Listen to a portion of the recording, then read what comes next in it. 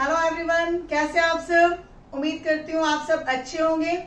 तो मैं मिमी गोयल, लेक्चर मैथमेटिक्स, आज आपके लिए लेकर आई हूँ 11th स्टैंडर्ड की लिमिट्स एंड डेरिवेटिव्स। तो आज हम लिमिट्स एंड डेरिवेटिव्स के सभी कंसेप्ट्स को सिर्फ एक ही लेक्चर के अंदर करेंगे क्रिस्टल क्लियर। तो आप मेरे साथ शुरू से लेकर अंत तक बने रहिएगा। तो इस पूरे वीडियो को आपने ध्यान से देखना है। तो चलिए स्टार्ट करते हैं। हाँ जी, लिमिट क्या है? लिमिट कैलकुलस का एक इम्पॉर्टेंट पार्ट है। कैलकुलस का नाम तो आप सबने सुना ही होगा। कैलकुलस के अंदर हम किसी फंक्शन के डेरिवेटिव्स और इंटीग्रेशन के बारे में पढ़ते हैं। हम पढ़ते हैं कि जैसे जैसे एक्स की वैल्यू में चेंज आता है, फंक्शन की वैल्यू में क्या चेंज आएगा। तो ये सब हम कैलकुलस के अंदर पढ़ते हैं। और जो लिमिट है वो कैलकुलस का फाउंडेशन माना जाता है, यानी कि कैलकुलस की शुरुआत होती है लिमिट से। तो चलिए स्टार्ट करते हैं लिमिट से। हाँ जी, एक एग्जांपल ले लेते हैं। मान लेते हैं कि हमारे पास एक फंक्शन गिवन है x+5। तो x+5 की वैल्यू क्या होगी अगर उसकी डोमेन का कोई पॉइंट हमें गिवन है। तो यहाँ मैं ये क्लियर कर देती हूँ कि आपको डोमेन का जो कंसेप्ट है वो क्लियर हो जाना चाहिए, क्योंकि second chapter relation and function के अंदर हमने किसी भी फंक्शन की डोमेन के बारे में भी पढ़ा और रेंज के बारे में भी पढ़ा। डोमेन क्या होती है? किसी फंक्शन की डोमेन होती है set of all the values for which the function value will exist, यानी कि x की वो सभी वैल्यूज का सेट डोमेन होती है जिसके ऊपर किसी फंक्शन की वैल्यू एग्जिस्ट करती है। तो अनडिफाइंड वैल्यूज के लिए हम जो डोमेन है वो नहीं लेते। तो यहाँ x+5 की डोमेन क्या होगी? Set of all the real values. तो इस रियल वैल्यूज में से हम कोई भी एक पॉइंट उठा लेते हैं। मान लेते हैं कि x की वैल्यू 2 है, तो ये डोमेन के अंदर आती है। तो डोमेन का एक पॉइंट है x=2। इस 2 के लिए फंक्शन की वैल्यू क्या होगी? तो आप क्या करेंगे, इस x की वैल्यू 2 को फंक्शन के अंदर रिप्लेस करेंगे तो हमें फंक्शन की वैल्यू मिल जाती है 2 + 5 = 7। तो ये काफी आसान था। लेकिन लिमिट के अंदर हम ये सब नहीं करते। लिमिट के अंदर हम क्या करते हैं, फंक्शन की डोमेन के किसी पॉइंट के नेबरहुड में जो भी वैल्यूज होती हैं उन वैल्यूज के ऊपर फंक्शन की वैल्यू चेक करते हैं क्या होगी। तो यानी कि यहाँ पे हम क्या करते हैं, फंक्शन की डोमेन के किसी पॉइंट के नेबरहुड, यहाँ मैं क्या बोल रही हूँ, neighbourhood. Neighbourhood is a very important concept of limit. Limit को समझने के लिए हमें नेबरहुड का भी समझ आना जरूरी है। तो जो x की वैल्यू यहाँ हमने 2 ली है, तो 2 के नेबरहुड में जितने भी पॉइंट्स हैं, यानी कि 2 के आसपास जो भी वैल्यूज होंगी उसके ऊपर फंक्शन की वैल्यू क्या होगी, उसको हम कैसे सॉल्व करेंगे चलिए देखते हैं। लेकिन इसको हम मैथमेटिकली लिखते कैसे हैं? हम उसको लिखते हैं limit x tends to 2 for fx। तो लिमिट के नीचे मैंने क्या लिखा है, x टेंड्स टू 2, यानी कि जो x की वैल्यू है वो 2 के इक्वल नहीं है, 2 को अप्रोच करती है, यानी कि 2 के आसपास है। लेकिन 2 के आसपास कौन सी वैल्यूज होंगी, उसके लिए हम हेल्प लेते हैं रियल नंबर लाइन की। तो चलिए देखते हैं रियल नंबर लाइन के ऊपर x के आसपास कौन सी वैल्यूज होंगी। ये एक रियल नंबर लाइन है जिसके ऊपर x की वैल्यूज ली गई हैं। x की वैल्यू 2 कहाँ पर है? यहाँ पर है, आपको नजर आ रही होगी। तो x की वैल्यू 2 के नेबरहुड में कौन कौन से पॉइंट्स होंगी? ये 2 का नेबरहुड है। तो 2 को किस तरह से अप्रोच किया जा सकता है? 2 को हम लेफ्ट हैंड साइड से भी अप्रोच कर सकते हैं और 2 को राइट हैंड साइड से भी अप्रोच कर सकते हैं। तो 2 के लेफ्ट हैंड साइड पर कौन कौन सी वैल्यूज़ होंगी? जैसे कि 1.8, 1.9, 1.99 एंड लाइक दिस। और 2 की राइट हैंड साइड पर कौन सी वैल्यूज़ होंगी? जैसे कि 2.1, 2.2, इस तरह से। यानी कि 2 के नेबरहुड में हमारे पास 2 तरह से वैल्यूज़ आती हैं। एक तो 2 की लेफ़्ट साइड पर, दूसरी हमारे पास आती हैं 2 की राइट साइड पर। हाँ जी, रियल नंबर लाइन की हेल्प से हमने देखा कि x की वैल्यू 2 को 2 तरीके से अप्रोच किया जा सकता है। एक तो लेफ्ट साइड से, दूसरा राइट साइड से। यानी कि 2 की लेफ्ट साइड पे भी हमारे पास वैल्यूज हैं और 2 की राइट साइड पे भी कुछ वैल्यूज हैं। तो 2 के नेबरहुड में हमारे पास दो तरह से वैल्यूज आ जाती हैं। तो इसीलिए x की वैल्यू 2 के लिए किसी फंक्शन की जो लिमिट है उसको निकालने के लिए हमने दो लिमिट्स निकालनी है। फर्स्ट है लेफ्ट हैंड लिमिट, सेकेंड है राइट हैंड लिमिट। तो लेफ्ट हैंड लिमिट को लिखा जाता है limit x tends to 2 with minus sign for the function fx, और राइट हैंड लिमिट को लिखा जाता है limit x tends to 2 with positive sign for the function fx। तो ये जब ये दोनों लिमिट्स आपस में इक्वल आती हैं, या फिर हम ये कह सकते हैं कि जब लेफ्ट हैंड लिमिट और राइट हैंड लिमिट किसी एक ही वैल्यू को अप्रोच करती हैं, तब हम कहते हैं कि जो फंक्शन है उस पर्टिकुलर पॉइंट के लिए उसकी जो लिमिट है वो एग्जिस्ट करती है। तो चलिए इस एग्जांपल में भी जो हमने लिमिट को सॉल्व करना है, तो उसके लिए हम सबसे पहले सॉल्व करेंगे लेफ्ट हैंड लिमिट को। तो लेफ्ट हैंड लिमिट को सॉल्व करने के लिए हम एक टेबल बना लेते हैं।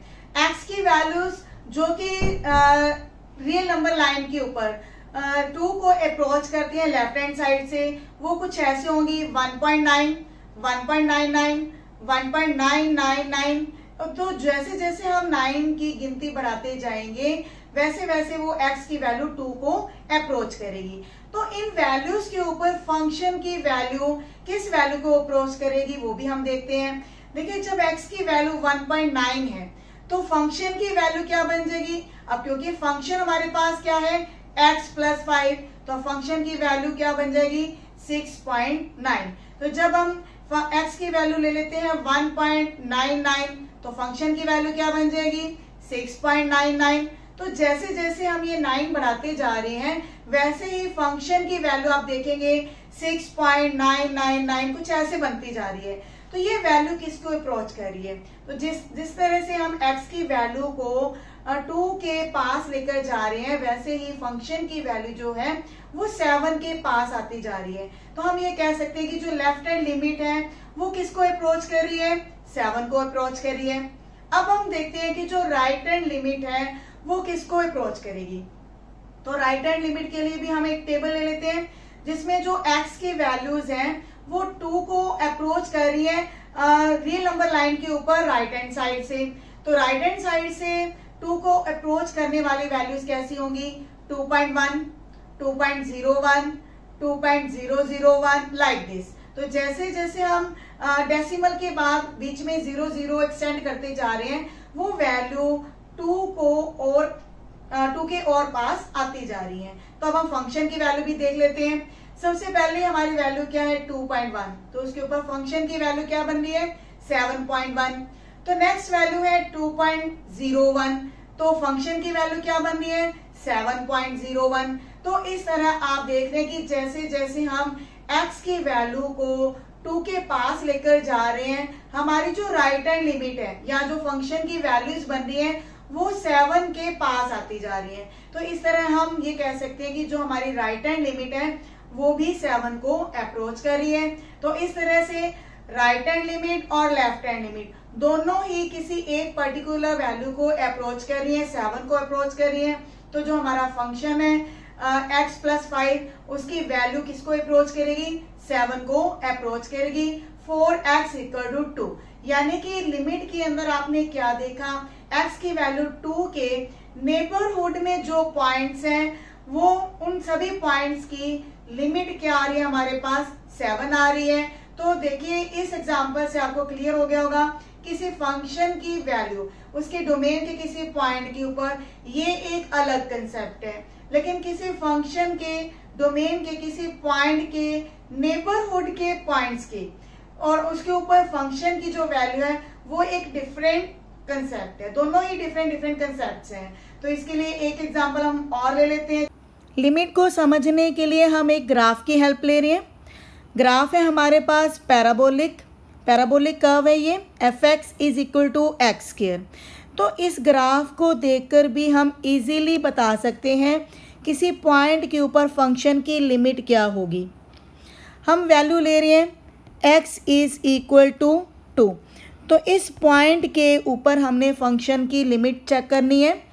तो एक्चुअल वैल्यू x की वैल्यू 2 के लिए फंक्शन की वैल्यू क्या है 4 है।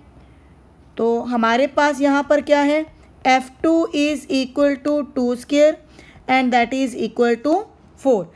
तो यानी कि फंक्शन की वैल्यू x इक्वल टू 2 के लिए 4 है। अब 2 के नेबरहुड में हमारे पास बहुत सारे पॉइंट्स हैं, यानी कि 2 को किस तरह से अप्रोच किया जा सकता है, या तो लेफ़्ट साइड से या फिर राइट साइड से। तो 2 को लेफ़्ट साइड से कैसे अप्रोच किया जाएगा, मान लेते हैं कि एक पॉइंट यहाँ पर है, तो इस पॉइंट के ऊपर फंक्शन की वैल्यू यहाँ पर होगी, और जैसे जैसे मैं इस पॉइंट को 2 की तरफ लेकर जाती हूँ तो फंक्शन की वैल्यू 4 के पास आती जाएगी। अब पॉइंट मैंने यहाँ पर लिया तो फंक्शन की वैल्यू यहाँ पर आ गई, और जैसे ही मैं 2 के पास लेकर गई x की वैल्यू को तो फंक्शन की वैल्यू भी 4 के पास आती जा रही है। तो आप देख रहे हैं कि यहाँ पर जो हमारी लेफ्ट हैंड लिमिट है, लेफ्ट हैंड लिमिट किसको अप्रोच कर रही है, 4 को कर रही है।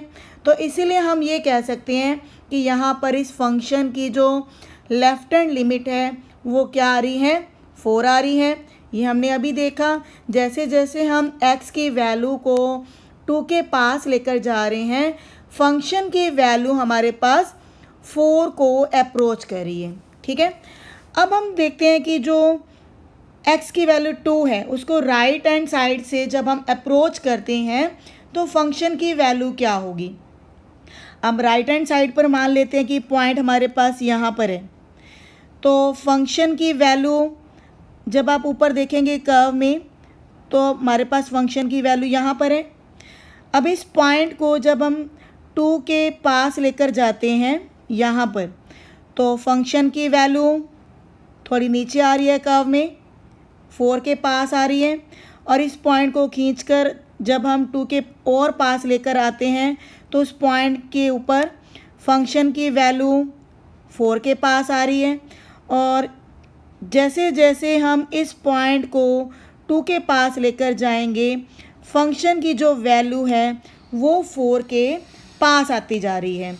तो इस तरह आप देख रहे हैं कि जो हमारी राइट हैंड लिमिट है उसकी वैल्यू भी किस वैल्यू को अप्रोच कर रही है, 4 को अप्रोच कर रही है। तो यहाँ पर लेफ्ट हैंड लिमिट और राइट हैंड लिमिट दोनों ही एक ही वैल्यू को अप्रोच करती हैं। तो इसीलिए हम ये कह सकते हैं फंक्शन की जो लिमिट है x इक्वल टू 2 के ऊपर वो क्या आ रही है, 4 आ रही है।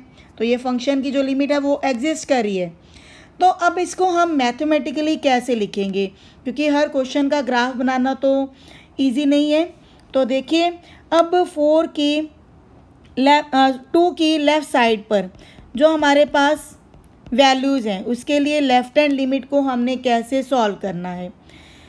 तो लेफ़्ट हैंड लिमिट क्या होती है, limit x tends to 2 with minus sign for the function f(x). तो यहाँ पर f(x) क्या है हमारे पास, x²। 2 की लेफ़्ट साइड पर जो वैल्यूज़ हैं उसका एक टेबल बना लेते हैं। यहाँ पर मैं x की 3 ऐसी वैल्यूज़ ले रही हूँ जो 2 को अप्रोच करती हैं लेफ़्ट साइड से, यानी कि 1.9, 1.99, 1.999।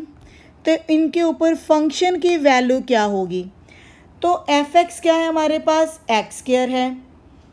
तो f(x²) यानी कि 1.9 का स्क्वायर वो क्या होगा, 3.61। इसी तरह 1.99 इस वैल्यू के लिए फंक्शन की वैल्यू आ जाती है 3.9601। 1.999 के ऊपर फंक्शन की वैल्यू क्या होगी, 3.996001। तो इस तरह आप देख रहे हैं जैसे जैसे हम x की वैल्यू को 2 के पास लेकर जाते हैं फंक्शन की वैल्यू किसके पास आ रही है, 4 के। तो इस तरह हम ये कह सकते हैं कि जो हमारी लेफ़्ट हैंड लिमिट है वो क्या आ रही है, 4 आ रही है, क्योंकि ये सारी वैल्यूज़ किसी एक ही पर्टिकुलर वैल्यू को अप्रोच करती हैं। अब हम देखते हैं कि राइट हैंड लिमिट क्या आती है।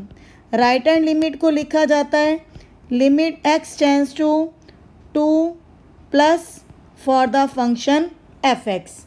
तो फंक्शन हमारे पास क्या है x²। तो इसके लिए भी अब हम टेबल ले लेते हैं x की वैल्यूज़ का, जो कि 2 को अप्रोच करती हैं राइट साइड से, 2 से थोड़ा सा बड़ी होंगी, जैसे कि 2.1, 2.01, 2.001।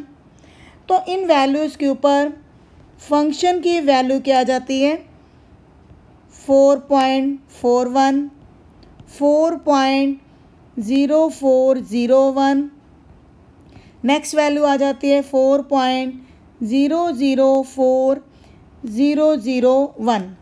तो यहाँ पर भी आप देख रहे हैं कि जैसे जैसे हम x की वैल्यू को 2 के पास लेकर आ रहे हैं तो हमारा जो फंक्शन है उसकी वैल्यू क्या 4 को अप्रोच कर रही है। तो यहाँ पर हम कह सकते हैं कि जो राइट हैंड लिमिट है वो भी हमारे पास 4 को अप्रोच कर रही है। तो यहाँ पर भी आप इस टेबल के थ्रू भी देख रहे हैं फंक्शन की जो लिमिट है, limit of the function x tends to 4 that is equal to 4। यानी कि फाइनली जब हमारे पास ये लेफ्ट हैंड लिमिट और राइट हैंड लिमिट किसी एक ही वैल्यू को अप्रोच करती हैं तो हम कहते हैं कि उस पॉइंट के ऊपर फंक्शन की जो लिमिट है वो एग्जिस्ट करती है और उस वैल्यू के इक्वल आ जाती है। हाँ जी, इस एग्जाम्पल से आपने सीखा कि किसी ग्राफ की हेल्प से भी हम किसी फंक्शन की लिमिट को चेक कर सकते हैं। लेकिन अब आपके माइंड में ये क्वेश्चन अराइज हो रहा होगा कि क्या डोमेन के हर पॉइंट के लिए किसी फंक्शन की जो लिमिट है वो एग्जिस्ट करेगी। लेकिन ये कोई जरूरी नहीं है, क्योंकि हमें पता है कि डोमेन के हर पॉइंट के ऊपर फंक्शन की वैल्यू तो एग्जिस्ट करती है, लेकिन क्या हर पॉइंट के ऊपर फंक्शन की लिमिट भी एग्जिस्ट करेगी, ये कोई जरूरी नहीं है। तो इसको भी हम एक एग्जांपल की हेल्प से प्रूव कर देते हैं। हाँ जी, इस ग्राफ के माध्यम से हम प्रूव करेंगे कि किसी फंक्शन के डोमेन के हर पॉइंट के ऊपर लिमिट का एग्जिस्ट करना ज़रूरी नहीं है। तो चलिए इस ग्राफ के लिए हम x की 2 वैल्यूज़ ले लेते हैं, एट x इक्वल टू 0 और 1 के लिए हम फंक्शन की लिमिट को चेक करेंगे। तो सबसे पहले हम x इक्वल टू 0 के ऊपर फंक्शन की लिमिट चेक करते हैं। 0 के नेबरहुड में ये पॉइंट्स होंगे, यानी कि 0 को अप्रोच किया जा सकता है लेफ़्ट साइड से भी और राइट साइड से भी। फंक्शन की वैल्यू 0 के ऊपर क्या आ रही है 1 आ रही है। तो लेफ़्ट हैंड साइड पर 0 की लेफ़्ट हैंड साइड पर पॉइंट्स हैं, मान लेते हैं एक पॉइंट ये है। तो इस पॉइंट के लिए फंक्शन की वैल्यू क्या आ रही है 1 आ रही है। तो जैसे इस पॉइंट को हम 0 के पास लेकर आते हैं तो फंक्शन की वैल्यू फिर भी 1 रहती है। तो जैसे जैसे आप इस पॉइंट को 0 के पास लेकर आएंगे फंक्शन की वैल्यू हमारी 1 ही आ रही है। तो हम ये कह सकते हैं कि लेफ़्ट हैंड लिमिट क्या है 1 है। एट x इक्वल टू 0 के लिए फंक्शन की जो लिमिट है वो क्या आ रही है 1 आ रही है। अब 0 को हम अप्रोच करते हैं राइट साइड से। राइट साइड पर मान लेते हैं कि यहाँ पर एक पॉइंट है, उसके लिए फंक्शन की वैल्यू यहाँ पर होगी, वो भी 1 आ रही है। जैसे इस पॉइंट को हम 0 की तरफ लेकर जाते हैं तो फंक्शन की वैल्यू यहाँ पर आ जाती है, और पास लेकर जाते हैं x इक्वल टू जो भी हमारी x की वैल्यू उसको 0 के जब पास लेकर आएंगे तो फंक्शन की वैल्यू क्या आ रही है 1 आ रही है।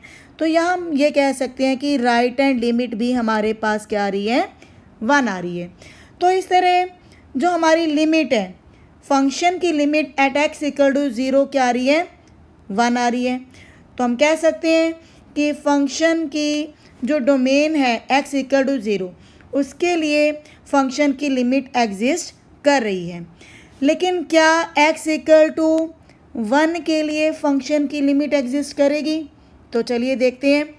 अब 1 को भी अप्रोच किया जा सकता है लेफ़्ट हैंड साइड से और राइट हैंड साइड से। तो लेफ़्ट हैंड साइड पर मान लेते हैं कि एक पॉइंट यहाँ पर है, तो इस पॉइंट के लिए फंक्शन की वैल्यू क्या आ रही है, 1 आ रही है। जैसे ही इस x की वैल्यू को हम 1 के पास लेकर आते हैं तो फंक्शन की वैल्यू यहाँ पर आ जाती है, तो वो भी 1 है। फिर से हम देख लेते हैं, एक पॉइंट और ले लेते हैं जो 1 के बिल्कुल पास आ रहा है, तो फंक्शन की वैल्यू भी क्या आ रही है, 1 के करीब आ रही है। तो एट x इक्वल टू 1 के लिए हमारी जो लेफ्ट हैंड लिमिट है वो 1 आ रही है। लेकिन जैसे ही हम 1 को अप्रोच करते हैं राइट साइड से, तो आप देखिए, मान लेते हैं कि यहाँ पर एक पॉइंट है, तो इस पॉइंट के लिए फंक्शन की जो वैल्यू है वो क्या आ रही है, 2 आ रही है। और इस पॉइंट को जब हम 1 के पास लेकर जाते हैं तो फंक्शन की वैल्यू यहाँ आ जाएगी, तो वो भी 2 आ रही है। तो जैसे जैसे हम 1 को अप्रोच करते हैं राइट साइड से, हमारी जो फंक्शन की वैल्यूज़ हैं किसको अप्रोच कर रही हैं, 2 को अप्रोच कर रही हैं। तो यहाँ पर हमारी जो राइट हैंड लिमिट है वो 2 आ रही है। तो जब लेफ्ट हैंड लिमिट और राइट हैंड लिमिट आपस में इक्वल नहीं आती या किसी एक ही वैल्यू को अप्रोच नहीं करती, तो हम ये कहेंगे कि फंक्शन की जो लिमिट है उस पॉइंट के ऊपर एग्जिस्ट नहीं करती। तो इस ग्राफ के थ्रू आपने समझ लिया कि फंक्शन की जो वैल्यू है x इक्वल टू 1 के लिए फंक्शन की जो लिमिट है वो एग्जिस्ट नहीं कर रही। अब इसको हम लिखेंगे कैसे, तो लेफ्ट हैंड लिमिट के लिए हम कुछ पॉइंट्स ले लेते हैं एट x इक्वल टू 0 के ऊपर। एट x इक्वल टू 0 के लिए हमने एक टेबल लिया। अब लेफ्ट हैंड लिमिट का मतलब क्या है, हमने x की वैल्यूज़ को अप्रोच करना है 0 की लेफ़्ट साइड से। तो वो वैल्यूज़ कैसी होंगी, जैसे कि -0.9, -0.99, -0.999। तो इन सभी तीनों वैल्यूज़ के लिए हमारी फंक्शन की वैल्यू क्या आ रही थी, 1, 1 और 1। तो आप देख सकते हैं कि जो हमारी लेफ़्ट हैंड लिमिट है वो क्या आ रही है, 1 आ रही है। तो राइट हैंड लिमिट के लिए भी टेबल जब हम देखते हैं तो वो क्या आएगा, राइट हैंड लिमिट के लिए हमारा जो फंक्शन का टेबल बन रहा है वो कैसे आएगा। x की वैल्यूज़ क्या आ रही हैं, जब हम 0 को अप्रोच करते हैं राइट साइड से तो वो वैल्यूज़ होंगी 0.1, 0.01, 0.001। तो फंक्शन की वैल्यूज़ क्या आ रही हैं, तो अभी हमने ग्राफ में देखा फंक्शन की वैल्यू 1, 1, 1 आ रही हैं। तो हम ये कह सकते हैं जैसे ही x की वैल्यू को हम 0 के पास लेकर जाते हैं तो फंक्शन की जो लिमिट आती है वो हमारी 1 आ रही है। तो राइट हैंड लिमिट भी हमारे पास 1 आ रही है। तो इस तरह लेफ्ट हैंड लिमिट और राइट हैंड लिमिट दोनों किसी एक ही वैल्यू को अप्रोच करती हैं। तो हम ये कह सकते हैं कि जो लिमिट है x tends to 0 for function that is equal to 1। लेकिन सिमिलरली जब हम x इक्वल टू 1 के लिए ये क्वेश्चन सॉल्व करते हैं तो हमारी जो लिमिट्स हैं वो इक्वल नहीं आती। इसी तरह आप टेबल बना सकते हैं x इक्वल टू 1 के लिए लेफ़्ट हैंड लिमिट का और राइट हैंड लिमिट का, लेकिन लेफ़्ट हैंड लिमिट वहाँ पर 1 आएगी और राइट हैंड लिमिट क्या आएगी, 2 आएगी। तो दोनों ही लिमिट्स जब इक्वल नहीं है तो हम ये कहेंगे कि जो लिमिट है x tends to 1 for the function doesn't exist. तो देखिए ग्राफ के थ्रू हमने इस चीज़ को समझ लिया कि डोमेन के हर पॉइंट के ऊपर फंक्शन की लिमिट का एग्जिस्ट होना कोई ज़रूरी नहीं है। हाँ जी, इस एग्जाम्पल में आप क्या देख रहे हैं, हमारे पास एक ऐसा फंक्शन है जिसकी डोमेन के हमने 2 पॉइंट्स के ऊपर फंक्शन की लिमिट को चेक किया। पहला पॉइंट हमने चेक किया x इक्वल टू 0 के लिए, तो इस पॉइंट के ऊपर फंक्शन की वैल्यू भी एग्जिस्ट करती है, फंक्शन की लिमिट की वैल्यू भी एग्जिस्ट करती है। लेकिन दूसरा पॉइंट है हमारे पास x equal to 1। x equal to 1 के ऊपर फंक्शन की वैल्यू तो एग्जिस्ट कर रही है, लेकिन फंक्शन की जो लिमिट है वो एग्जिस्ट नहीं करती। तो इस एग्जांपल से ये क्लियर हो जाता है कि डोमेन के हर पॉइंट के ऊपर फंक्शन की लिमिट एग्जिस्ट करेगा, ये जरूरी नहीं है। अब इन दो ग्राफ की हेल्प से आपको पता चल गया होगा कि लिमिट क्या होती है, उसको हमने कैसे सॉल्व करना है। लेकिन हर क्वेश्चन के ऊपर तो हम ग्राफ नहीं बना सकते, हर क्वेश्चन के लिए ग्राफ बनाना पॉसिबल भी नहीं है, वो काफी कॉम्प्लिकेटेड पार्ट भी हो जाता है। तो इसीलिए इसके मेथड्स को डिस्कस करना काफी जरूरी है। लेकिन मेथड्स को डिस्कस करने से पहले हमें लिमिट्स का जो अलजेब्रा है, यानी कि मल्टीप्लिकेशन, डिवीजन, एडिशन, सब्ट्रैक्शन के ऊपर हमारे क्या रूल्स हैं लिमिट्स के, पहले हम वो डिस्कस करते हैं। उसके बाद हम डिस्कस करेंगे कि लिमिट्स को सॉल्व कैसे किया जाता है। तो चलिए स्टार्ट करते हैं अलजेब्रा से। लिमिट्स के अलजेब्रा में हम डिस्कस करने जा रहे हैं, अगर हमारे पास दो फंक्शन गिवन है और उनकी एडिशन, सब्ट्रैक्शन, मल्टीप्लिकेशन या फिर डिवीजन की अगर हम लिमिट सॉल्व करना चाहते हैं तो उनकी लिमिट को कैसे लिखा जाएगा। हमारा फर्स्ट अलजेब्रा है दो फंक्शन की एडिशन के ऊपर लिमिट। तो यहाँ पर हम जो लिमिट है उसको सेपरेट कर सकते हैं, fx की लिमिट अलग ले सकते हैं और gx की लिमिट अलग से ले सकते हैं। सेकेंड अलजेब्रा है fx माइनस gx। तो अगर दो फंक्शन की सब्ट्रैक्शन है उसके ऊपर अगर हम लिमिट लेना चाहते हैं तो यहाँ पर भी हम लिमिट को सेपरेटली लिख सकते हैं, fx के साथ अलग ले सकते हैं और gx के साथ अलग ले सकते हैं। थर्ड है limit x tends to a for fx into gx। तो यहाँ पर भी हम इसको लिख सकते हैं limit x tends to a for fx into limit x tends to a for gx। Fourth algebra है limit x tends to a for fx divide by gx, यानी कि दो फंक्शन की अगर डिवीजन है तो वहाँ पर भी हम जो लिमिट है उसको सेपरेट कर सकते हैं, न्यूमरेटर के साथ अलग कर सकते हैं, डिनोमिनेटर के साथ अलग कर सकते हैं। तो इसको हम प्रूव भी करेंगे।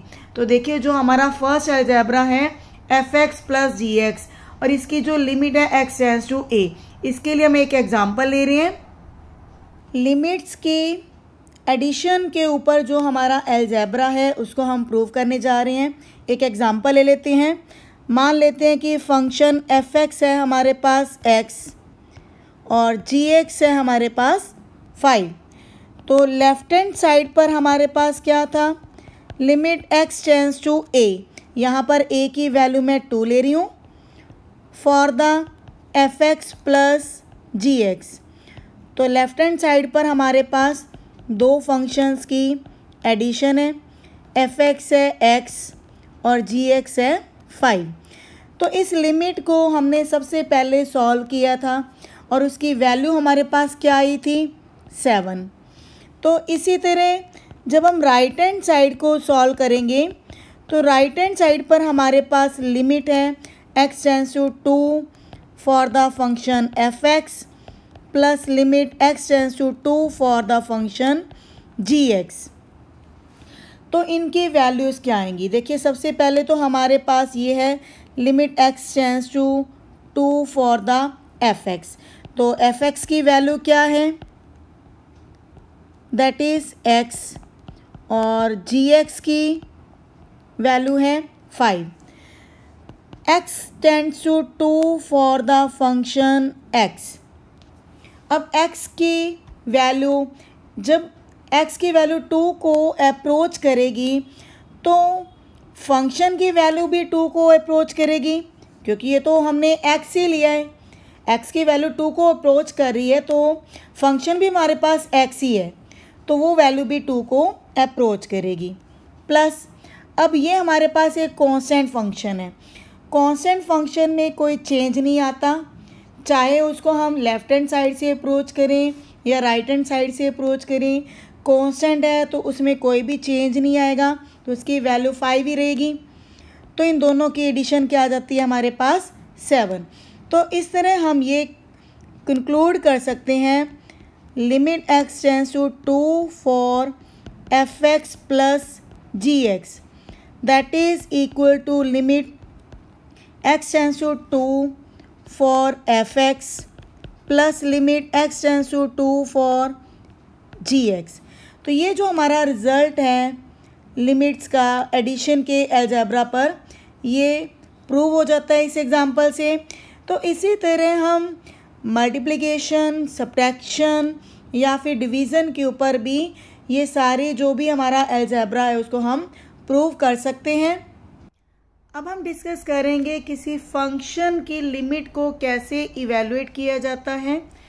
डायरेक्ट सब्स्टिट्यूशन मेथड क्या है, इसको कब अप्लाई करना है। मान लेते हैं कि हमारी जो लिमिट है x टेंस टू a के लिए हमने किसी फंक्शन की वैल्यू को सॉल्व करना है। तो इसमें हम क्या करते हैं कि जो फंक्शन है उसकी वैल्यू हम देख लेते हैं कि अगर x की वैल्यू a रिप्लेस करने के बाद हमारा जो फंक्शन है फाइनाइट ही रहता है, तो हम ये वैल्यू उसके अंदर डायरेक्ट फिल कर देते हैं, तो वो फंक्शन की हमारे पास वैल्यू आ जाती है। तो इसको हम कहते हैं डायरेक्ट सब्स्टिट्यूशन मेथड। तो इसको हम कैसे अप्लाई करें, इसके लिए मैं एक एग्जांपल ले लेती हूँ। फंक्शन मान लेते हैं हमारे पास है x square plus 5x plus 3 और इस फंक्शन की लिमिट हमने निकालनी है एट x इक्वल टू 1 के लिए। तो देखिए लिमिट क्या है, x tends to 1 x square plus 5x plus 3, क्योंकि ये हमारा फंक्शन है। अब इसकी लिमिट हमने सॉल्व करनी है। हम ये देख लेते हैं कि ये हमारे पास जब हम x की वैल्यू 1 इसके अंदर रिप्लेस करते हैं तो ये हमारे पास एक फाइनाइट वैल्यू आ जाती है, अनडिफाइंड टर्म नहीं बनती। हमने कोई भी ऐसा स्टेप नहीं लेना जब हमारे पास 0/0 फॉर्म बने या फिर डिनोमिनेटर में 0 आए, तब हमने वो स्टेप नहीं लेना। लेकिन यहाँ पर जब आप देखेंगे x की वैल्यू 1 लेने पर फंक्शन की वैल्यू क्या आ रही है, 1 + 5 + 3 एंड दैट इज़ 9। अब 9 एक फाइनाइट नंबर है क्योंकि इसके डिनोमिनेटर में हमारे पास जो हमारा फंक्शन था इसके डिनोमिनेटर में 1 है। ये अनडिफाइंड टर्म कभी भी बन नहीं सकती, तो इसीलिए हम x की वैल्यू को इस पॉलिनोमियल के अंदर इजीली रिप्लेस कर सकते हैं। इसको हम कहते हैं डायरेक्ट सब्स्टिट्यूशन मेथड। तो इस एग्जाम्पल से आप ये भी कह सकते हैं कि जब भी हमारा फंक्शन कोई पॉलिनोमियल होगा तो हम x की जो लिमिट है उसको डायरेक्ट सब्स्टिट्यूट कर सकते हैं उस पॉलिनोमियल में, तो वो फंक्शन की लिमिट हमारे पास इजीली सॉल्व हो जाती है। अब क्या है कि जब हमारे पास 0/0 फॉर्म आती है तो किसी फंक्शन की लिमिट को हम कैसे सॉल्व करें, क्योंकि जब भी डिनोमिनेटर में 0 आता है तो वो एक अनडिफाइंड टर्म बन जाती है। तो अनडिफाइंड टर्म को हमने सॉल्व कैसे करना है, तो इसके लिए अलग अलग मेथड्स हैं। तो चलिए स्टार्ट करते हैं मेथड से।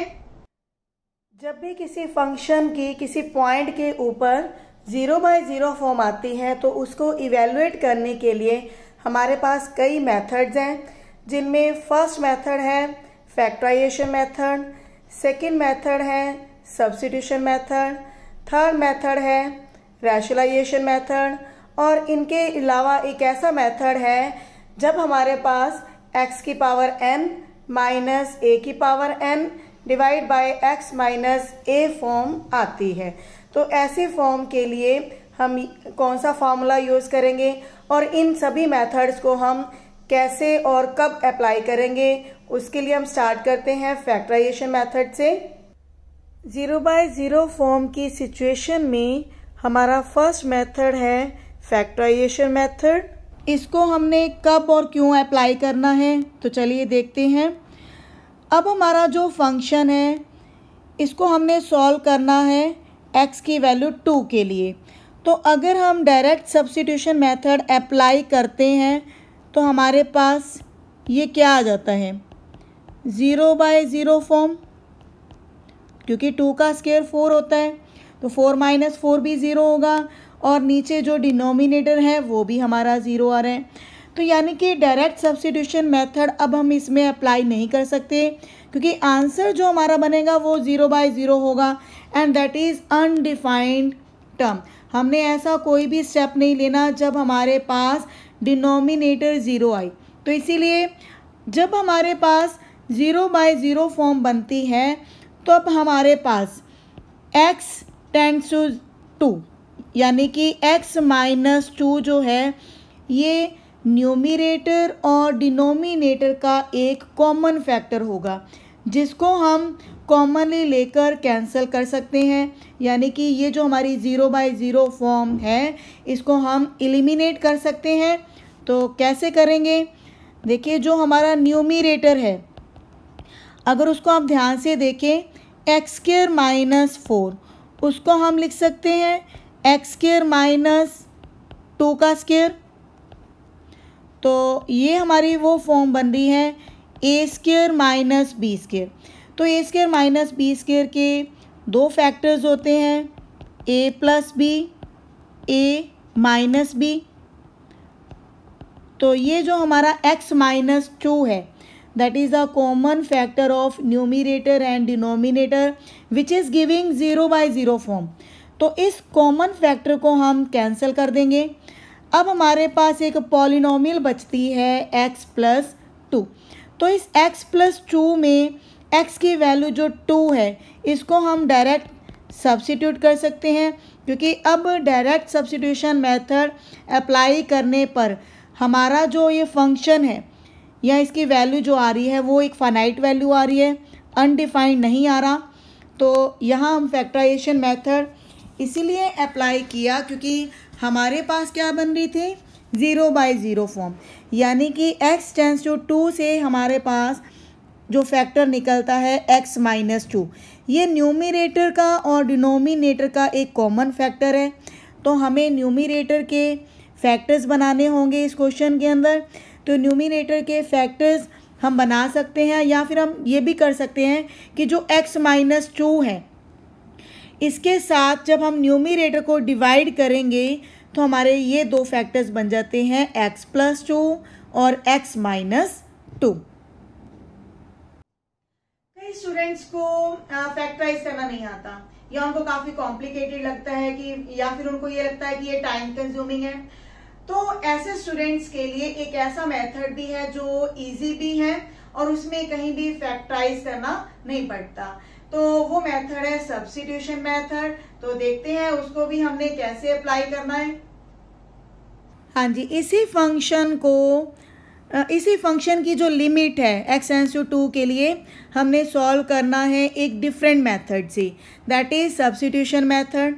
डायरेक्ट सब्स्टिट्यूशन मेथड अलग है और सब्स्टिट्यूशन मेथड अलग है। जब हमें फैक्टराइजेशन मेथड अप्लाई करना ना आए या फिर फैक्टर्स बनाना ना आए तो हम ये मेथड भी अप्लाई कर सकते हैं। तो उसका प्रोसीजर क्या है? हमारे पास लिमिट क्या है x टेंड्स टू 2।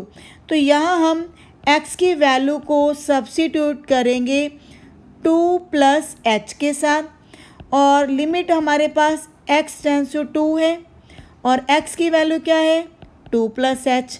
तो ये वैल्यू 2 को अप्रोच करेगी।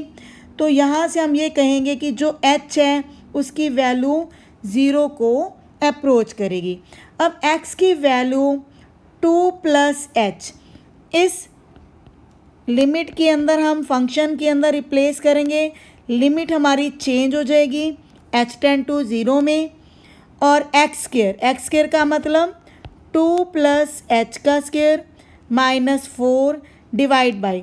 अब क्योंकि डिनोमिनेटर में हमारे पास क्या है x-2 तो यहाँ पर भी x की वैल्यू को सब्स्टिट्यूट करेंगे विद 2 + h। अब डिनोमिनेटर में ये 2 और ये 2 सब्ट्रैक्ट हो रही हैं, 0 आ जाएगा और डिनोमिनेटर में हमारे पास क्या आ रहा है 2 + h²। तो यहाँ पर हम फॉर्मूला अप्लाई करेंगे a + b² इसका फार्मूला होता है a² + 2ab + b²। तो ये फार्मूला जब हम अप्लाई करते हैं तो हमारे पास टर्म्स आती हैं 4 + h + 4h सॉरी h² आएगा -4 डिवाइड बाय h। तो ये 4 और ये 4 कैंसिल हो जाएंगे न्यूमरेटर में आप देख रहे हैं हमारे पास दो टर्म्स आ जाती हैं, एच स्क्वायर प्लस 4h। तो यहाँ से हम h कॉमन ले रहे हैं, तो न्यूमरेटर में दो फैक्टर्स बन जाएंगे, h इंटू एच प्लस 4।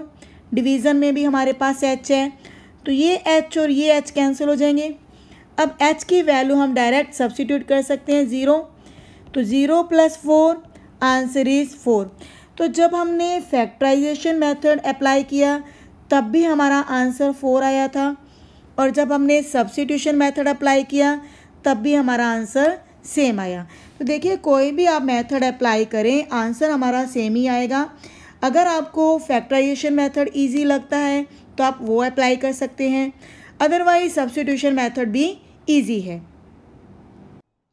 कभी कभी हमारे पास कुछ ऐसी टर्म्स आ जाती हैं जब हम न्यूमरेटर या डिनोमिनेटर को फैक्टराइज नहीं कर सकते, यानी कि हमारे पास 0/0 फॉर्म तो होती है लेकिन फैक्टराइजेशन मेथड अप्लाई नहीं कर सकते।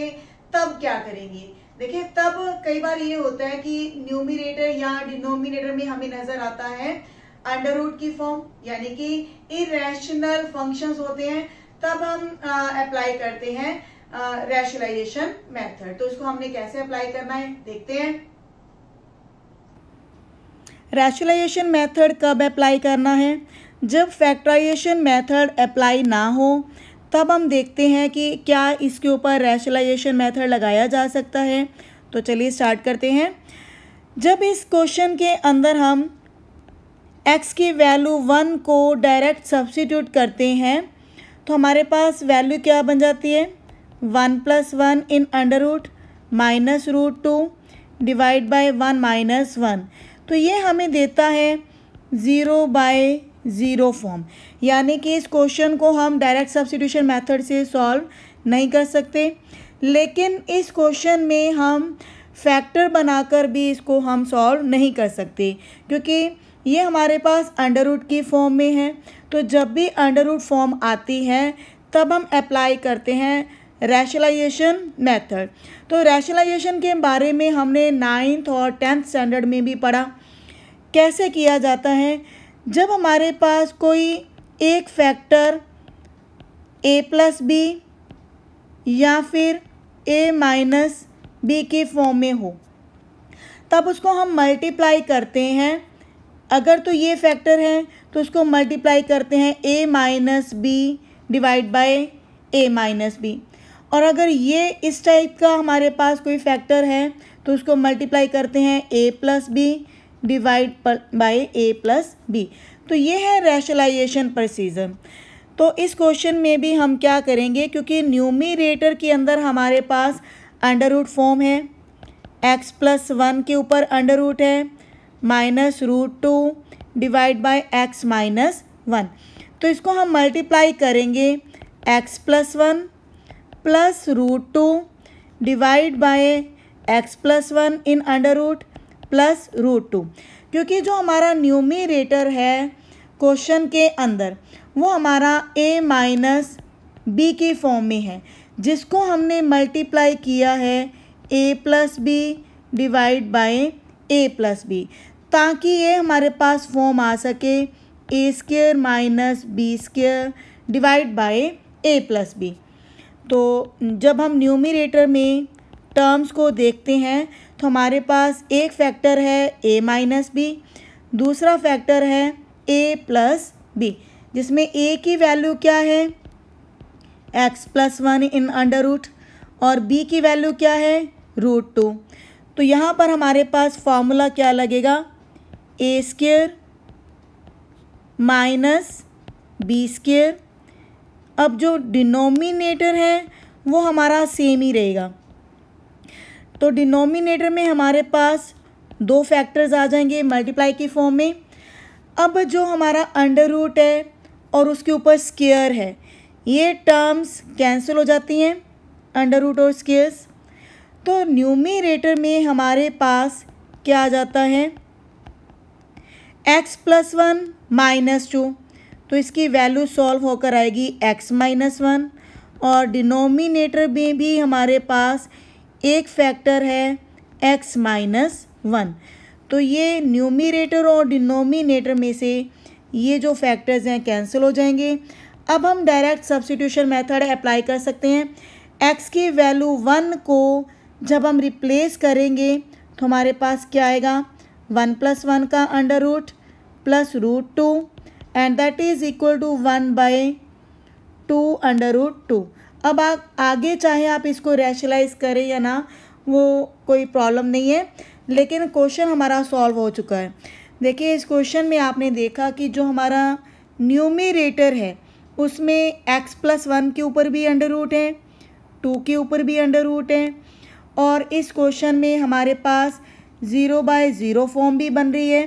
तो ऐसे क्वेश्चन को हम सॉल्व करते हैं रैशनलाइजेशन मेथड से, जिसमें हमने ये अलग अलग केसेस देखे कि अगर तो a + b है तो उसको मल्टीप्लाई करेंगे a - b divide by a - b, और अगर हमारा फैक्टर है a - b की फॉर्म में तो उसको मल्टीप्लाई करते हैं a + b divide by a + b।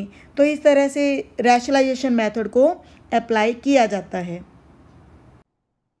अब हमारे पास एक ऐसा मेथड है जो इन सभी मेथड से अलग है, मतलब कि ना तो हम रैशनलाइजेशन मेथड अप्लाई कर सकें, ना हम सब्स्टिट्यूशन मेथड अप्लाई कर सकें, और ना हम फैक्टराइज कर सकें।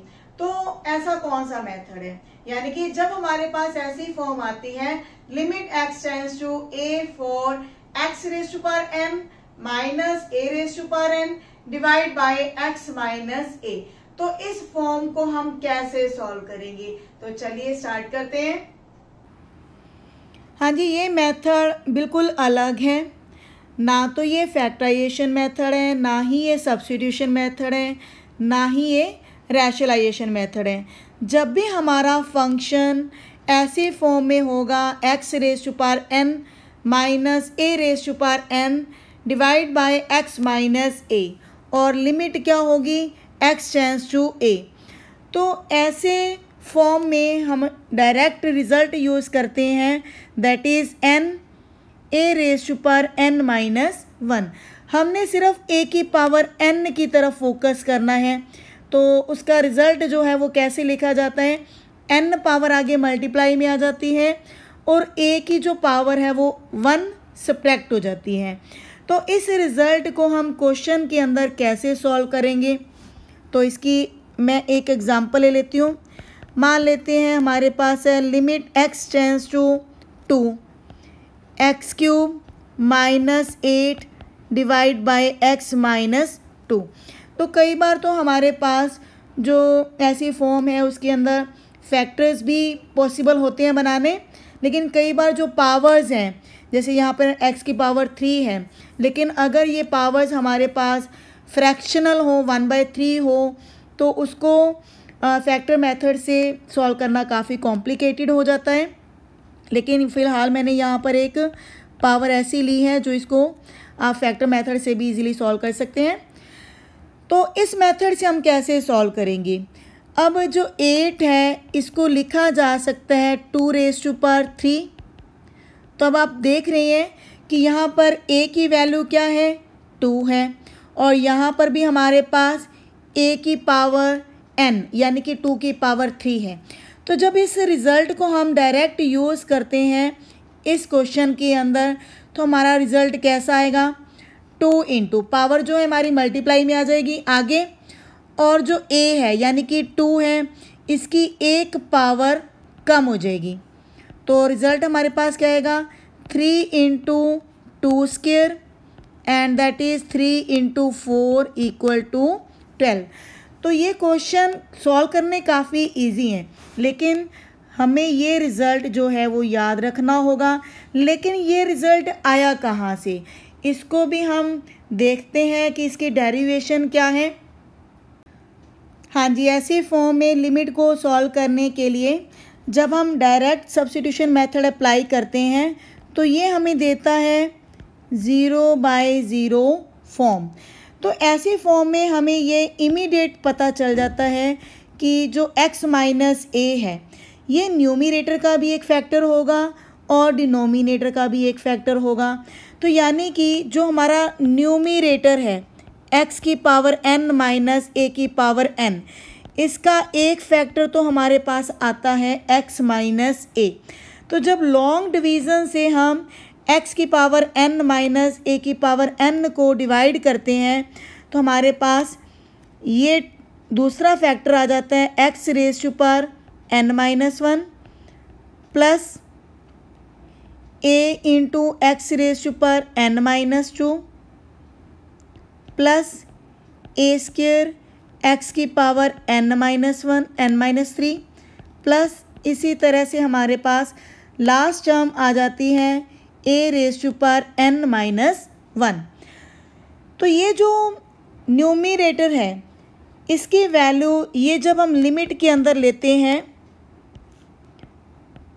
तो ये हमारे पास क्या बन जाती है x माइनस ए इंटू में ये पूरा जो हमारा फैक्टर होगा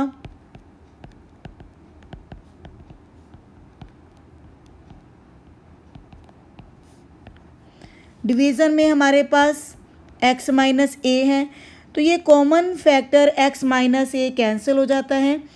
अब हम क्या करेंगे x की वैल्यू जो a है डायरेक्ट सब्स्टिट्यूट करेंगे तो a की power n minus 1 plus a into a की पावर n माइनस 2। इसी तरह थर्ड टर्म आएगी a square into A raise to power n minus 3 up till last term है n माइनस 1। तो ये टर्म्स हमारी जो हैं सॉल्व होकर क्या बन जाती हैं, क्योंकि मल्टीप्लाई का रूल होता है कि अगर बेसिस सेम है तो पावर्स जो वो ऐड हो जाती हैं। पावर्स ऐड होने के बाद हर टर्म में हमारे पास a की पावर n माइनस 1 आएंगी।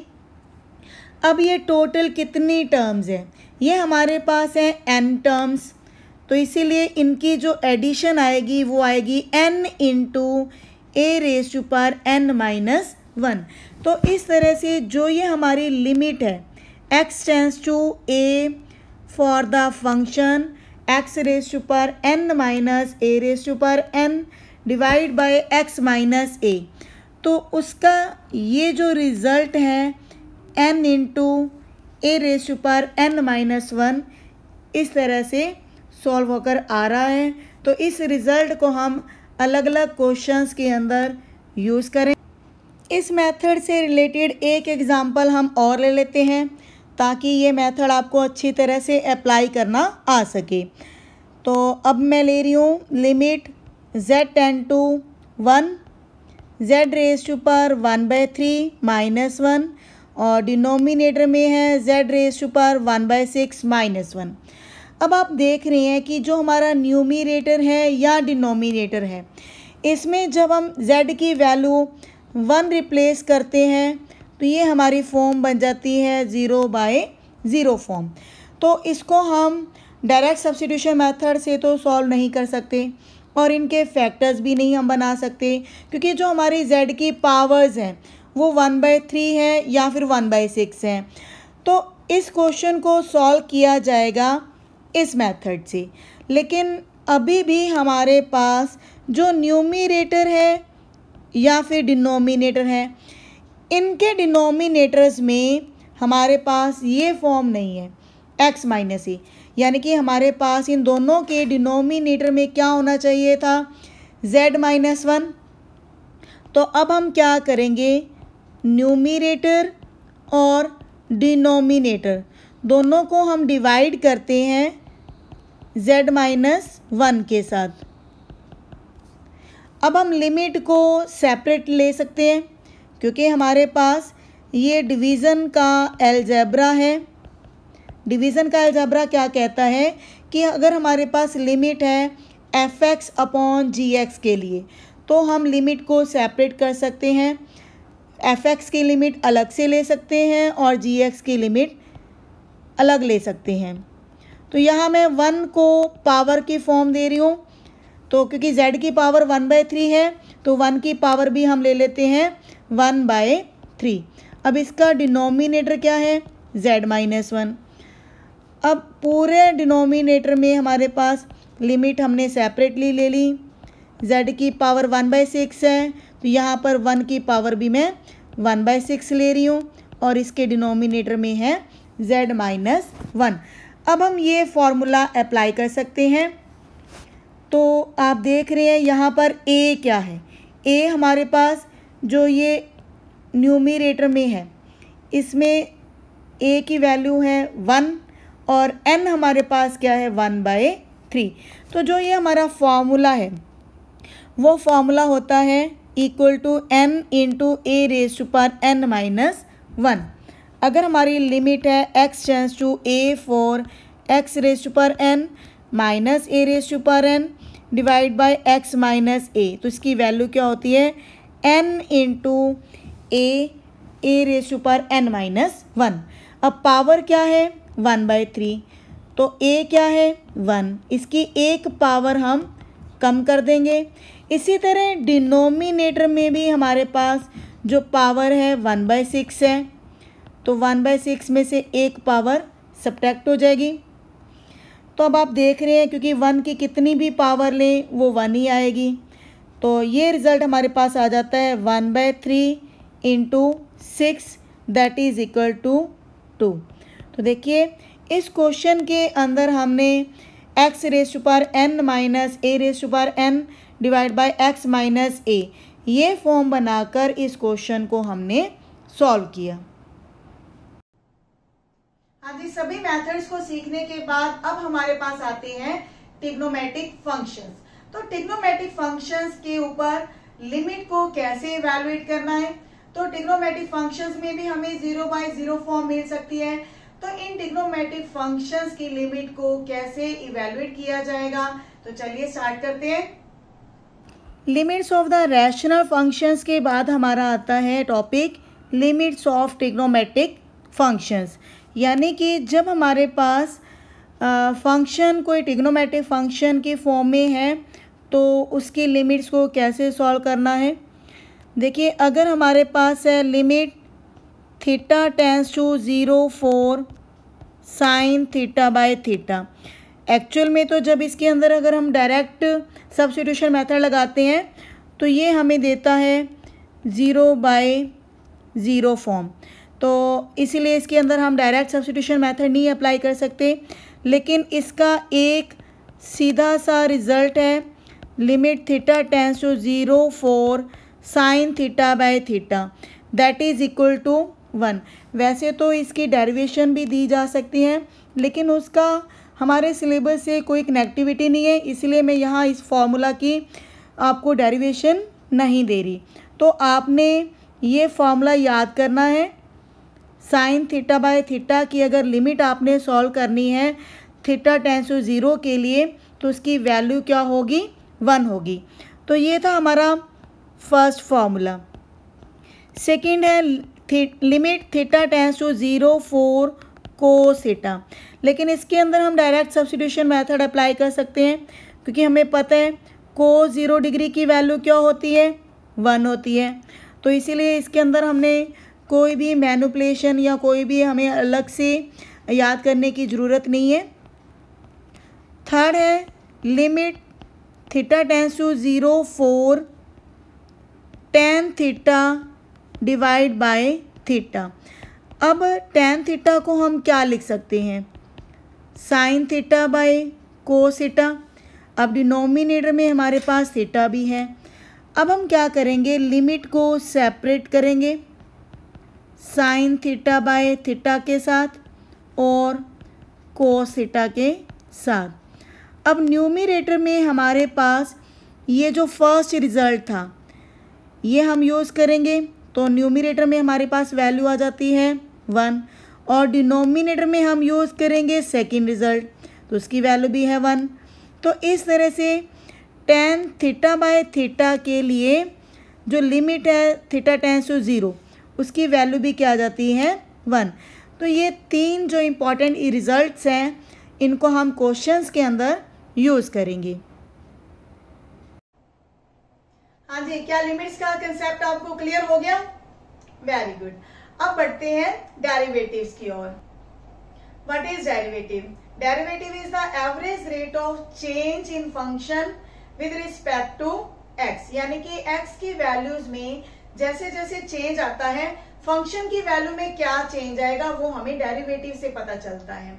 तो इसके लिए हम हेल्प ले लेते हैं किसी फंक्शन की। मान लेते हैं कि हमारे पास एक फंक्शन गिवन है, रियल वैल्यूड फंक्शन fx।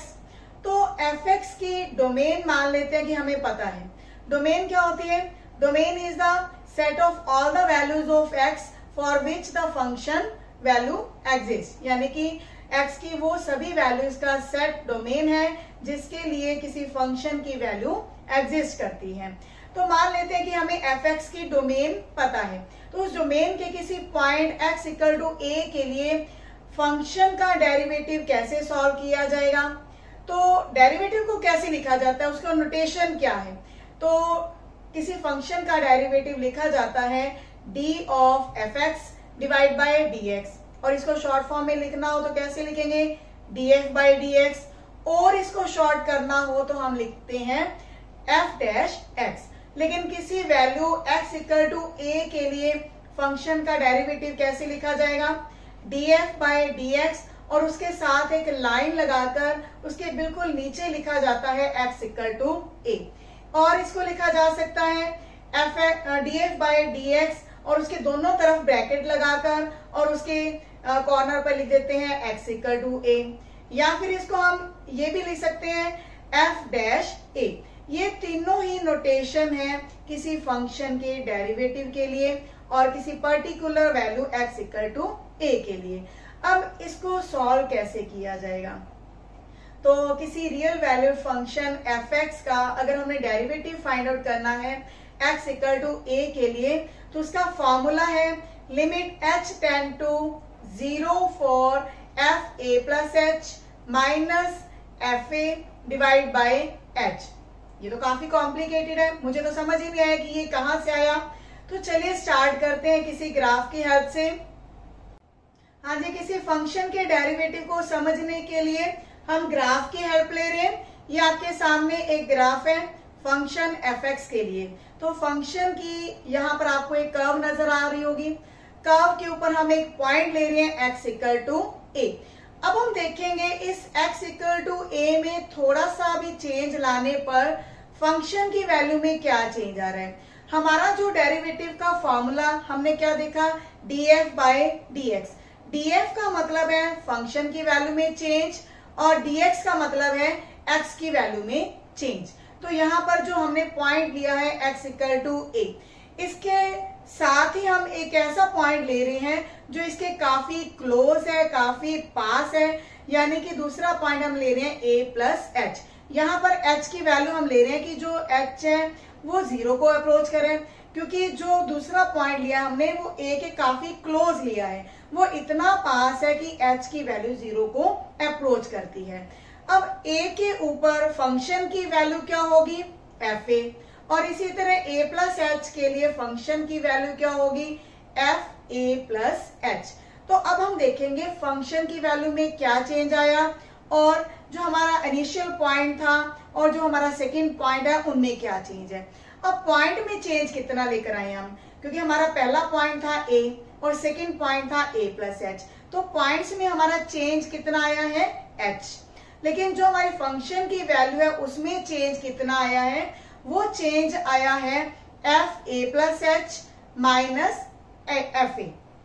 तो हमने यहाँ पर क्या डिफाइन करना था? डेरिवेटिव ऑफ द फंक्शन, यानी कि फंक्शन की वैल्यू में x की वैल्यू में चेंज आने के कारण फंक्शन की वैल्यू में क्या चेंज आया है। तो वो चेंज आया है fa plus h minus fa divide by h। Divide by h हमने इसीलिए लिया है क्योंकि हम विद रिस्पेक्ट टू x ले रहे हैं, तो x में कितना चेंज आया है? वो h आया है। और यहाँ पर लिमिट हम क्या ले रहे हैं? h टेंड टू 0, क्योंकि हमने स्टार्टिंग में ये माना है कि जो सेकेंड पॉइंट है वो a के काफी क्लोज है, वो इतना क्लोज है कि h की वैल्यू 0 को अप्रोच कर रही है।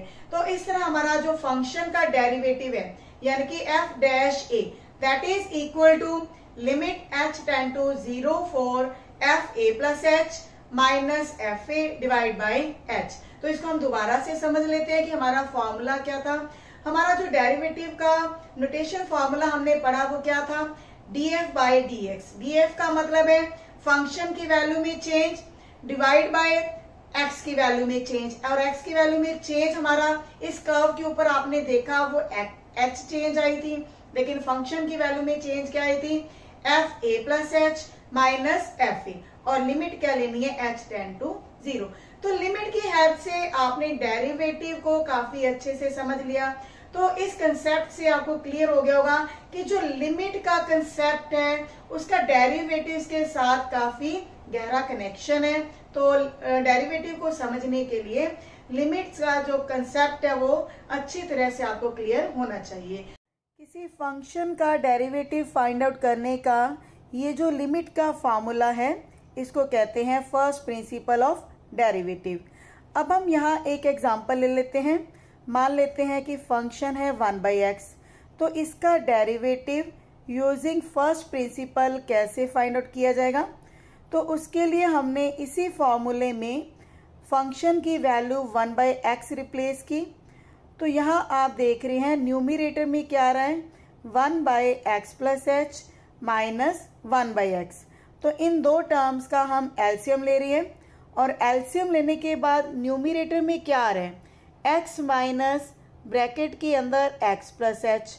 यहाँ पर x और x कैंसिल हो जाएंगे, तो न्यूमरेटर में आ रहा है माइनस एच, और डिनोमिनेटर में है x into H into X plus H. तो h और h भी यहाँ पर कैंसिल हो जाते हैं। तो अब हमारे पास रिजल्ट क्या आ रहा है, limit h tend to 0 4 minus 1/x into X plus H. तो यहाँ पर h की लिमिट 0 लेने पर रिजल्ट हमारे पास आ जाता है -1/x²। तो इस तरह आपने देखा कि 1/x का डेरिवेटिव अगर हम फर्स्ट प्रिंसिपल मेथड लगाते हैं तो हमारे पास क्या आ रहा है, -1/x²। हाँ जी, ये था किसी फंक्शन की डोमेन के किसी पॉइंट के ऊपर किसी फंक्शन के डेरिवेटिव को सॉल्व करने का फर्स्ट प्रिंसिपल मेथड। तो इसके बाद हम पढ़ते हैं डायरेक्ट मेथड्स, यानी कि फर्स्ट प्रिंसिपल लगाए बिना किसी फंक्शन का डेरिवेटिव कैसे सॉल्व किया जाता है। लेकिन इससे पहले हम पढ़ेंगे डेरिवेटिव्स का अलजेब्रा क्या होता है। अगर दो फंक्शन की एडिशन, सब्ट्रैक्शन, मल्टीप्लिकेशन या फिर डिवीजन दी गई है तो इनके डेरिवेटिव्स के ऊपर हमारा क्या अलजेब्रा लगेगा। तो देखिए, पहली प्रॉपर्टी है derivative of fx plus gx and that is equal to derivative of fx plus derivative of gx। Second property है derivative of fx minus gx and that is equal to derivative of fx minus derivative of gx। तो ये दोनों property काफ़ी आसान है। इसमें हमने पहले fx का डेरिवेटिव लेना है, फिर gx का डेरिवेटिव लेना है। लेकिन जो हमारी थर्ड प्रॉपर्टी है derivative of fx into gx, यानी कि दो फंक्शंस की मल्टीप्लिकेशन के ऊपर अगर हमने डेरिवेटिव लेना है तो वो कैसे लिया जाएगा। तो इसमें हम fx को कांस्टेंट रखेंगे तो डेरिवेटिव आएगा gx का, और प्लस के साथ अगर gx को कांस्टेंट रखते हैं तो डेरिवेटिव fx का आता है। यानी कि 1/1 हमने डिफरेंशिएट करना है, और जिसको डिफरेंशिएट करते हैं तो उसके साथ दूसरे फंक्शन को कांस्टेंट रखते हैं। हमारी फोर्थ प्रॉपर्टी है derivative of fx divide by gx is equal to gx into derivative of fx minus fx into derivative of gx divide by gx square.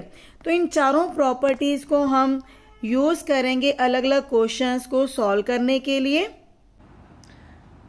इनमें थर्ड और फोर्थ प्रॉपर्टी को हम थोड़ा सा और इजी बना लेते हैं। fx को यदि हम u मान लें और gx को हम मान लेते हैं v, तो हमारी जो थर्ड प्रॉपर्टी है वो क्या बन जाएगी, derivative of u into v and that will be equal to u derivative of v plus v derivative of u।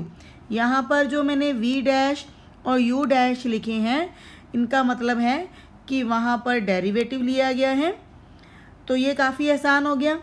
इसी तरह जो फोर्थ प्रॉपर्टी है उसमें भी हम fx को u मान लेते हैं और gx को v मान लेते हैं। तो ये फॉर्मूला क्या बन जाएगा, इन डिनोमिनेटर v स्क्वायर और न्यूमिनेटर क्या बनेगा v into derivative of u minus u into derivative of v।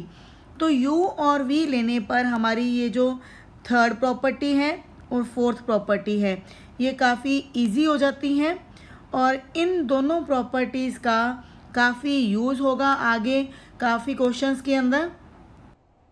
हाँ जी, अलजेब्रा की ये चारों प्रॉपर्टीज किसी भी फंक्शन के डेरिवेटिव को सॉल्व करने में काफी हेल्पफुल रहेंगी।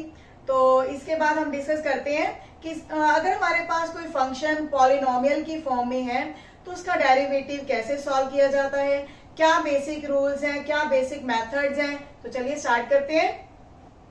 किसी पॉलिनोमियल फंक्शन का डेरिवेटिव पढ़ने से पहले हम यह डिस्कस करेंगे x raise to power n का डेरिवेटिव क्या आता है। तो हम फर्स्ट प्रिंसिपल मेथड अप्लाई कर रहे हैं। यहाँ पर फंक्शन हमारे पास क्या गिवन है, x raise to power n। तो किसी फंक्शन f(x) का डेरिवेटिव फॉर्मूला हमारे पास क्या होता है, limit h tend to 0 for f(x) plus h minus f(x) divide by h। तो यहाँ हम फंक्शन सब्स्टिट्यूट करें। फंक्शन क्या है, x raise to power n। तो limit h tend to 0 for x plus h raise to power n minus x raise to power n divide by h। अब इसको solve कैसे किया जाएगा, अब x प्लस h की पावर n को हमने एक्सपेंड किया था बायनोमियल थ्योरम वाले एक चैप्टर के अंदर। तो वो एक्सपेंशन क्या थी, बायनोमियल थ्योरम में हमने पढ़ा था अगर हमारे पास दो टर्म्स हैं और उसकी पावर n है तो उसको एक्सपेंड किया जाता है nc0 x raise to power n plus nc1 x raise to power n minus 1 into h and so on. और इसमें लास्ट टर्म क्या थी, ncn h raise to power n। अब ये जो वैल्यू है x plus h raise to power n, अब हम लिमिट के अंदर सब्स्टिट्यूट करेंगे तो हमारी जो लिमिट है वो क्या बन जाती है, d by D X of function f(x) is equal to limit h tend to 0। इसमें हम x plus h raise to power n की ये सारी वैल्यू सब्स्टिट्यूट करेंगे, लेकिन साथ में हमारे पास x raise to power n भी है और x plus h raise to power n में हमारी फर्स्ट टर्म भी यही है x raise to power n। तो ये सब्ट्रैक्ट होकर 0 हो जाएंगी तो हमारे पास बाकी टर्म्स बच जाती हैं nc1 x raise to power n minus 1 into h and so on. और लास्ट टर्म इसमें क्या है, ncn h raise to power n divide by h। जब आप इस एक्सपेंशन को ध्यान से देखेंगे, न्यूमरेटर को ध्यान से देखेंगे तो हर टर्म के अंदर आपको h मिलेगा। तो यानी कि डिनोमिनेटर में जो h है उसके साथ न्यूमरेटर को डिवाइड कर सकते हैं हम। तो डिवाइड करने के बाद हमारी टर्म्स क्या बच जाती हैं, देखिए पहली टर्म में जो हमारा nc1 है उसकी वैल्यू होती है n और नेक्स्ट टर्म में हमारे पास nc2 की वैल्यू होती है n into n minus 1 divide by 2 और वहाँ पे x की पावर होगी n माइनस 2 और वहाँ पर क्योंकि h स्क्वायर होता है लेकिन एक h हमारा डिनोमिनेटर के साथ कैंसिल हो जाएगा तो h की 1 पावर रह जाएगी। Similarly in the last term h की पावर कितनी रह जाएगी, n माइनस 1। अब हम क्या करेंगे, इस लिमिट में h टेंड टू 0 ले लेंगे क्योंकि ये एक सिंपल पॉलिनोमियल है। अब इसमें हम h की जो वैल्यू है वो 0 सब्स्टिट्यूट कर सकते हैं। तो हमारी जो फर्स्ट टर्म है वो नॉन ज़ीरो रहेगी, बाकी सभी टर्म्स में क्योंकि h एग्जिस्ट कर रहा है और उसकी वैल्यू हम 0 ले रहे हैं। तो इस तरह से हमारे पास ये रिज़ल्ट आ जाता है। किसका डेरिवेटिव? ये हमारे पास आया x raise to power n का। तो this is the derivative of x raise to power n, that is equal to n into x raise to power n minus 1। किसी पॉलिनोमियल का डेरिवेटिव सॉल्व करने के लिए हमारे पास कुछ बेसिक्स हैं, जिनमें फर्स्ट है x raise to power n का डेरिवेटिव। तो वो अभी हमने यूजिंग फर्स्ट प्रिंसिपल सॉल्व किया है। वो क्या है? n into X raise to power n minus 1, यानी कि x की जितनी भी पावर हैं वो आगे मल्टीप्लाई हो जाएंगी और एक पावर सब्ट्रैक्ट हो जाएगी। सेकेंड है, अगर हमारे पास कोई कांस्टेंट फंक्शन है तो उसका डेरिवेटिव क्या होगा? तो उसका डेरिवेटिव u 0 होगा। ये हम जो फर्स्ट रूल है वो अप्लाई करके इसको प्रूव कर सकते हैं, क्योंकि कांस्टेंट को क्या लिख सकते हैं? x raise to power 0। तो जब हम इसका डेरिवेटिव लेते हैं विद रिस्पेक्ट टू x, तो 0 पावर आगे मल्टीप्लाई हो जाएंगी और x की एक पावर कम हो जाएगी। अब 0 मल्टीप्लाई समथिंग इज 0। तो इस तरह हम ये कह सकते हैं कांस्टेंट का डेरिवेटिव हमेशा 0 होता है। अब थर्ड है, अगर हमारे पास कोई पॉलिनोमियल गिवन है तो उसका डेरिवेटिव क्या होगा? हमने अलजेब्रा के अंदर पढ़ा था कि अगर दो फंक्शन एडिशन की फॉर्म में हैं f(x) प्लस g(x), तो उनका डेरिवेटिव कैसे लिया जा सकता है? Derivative of f(x) plus derivative of g(x), यानी कि हम दोनों फंक्शंस के ऊपर अलग अलग डेरिवेटिव अप्लाई कर सकते हैं। तो ये रूल हम यहाँ पर अप्लाई करेंगे। तो इसमें क्या होगा? हर टर्म का डेरिवेटिव अलग हो जाएगा।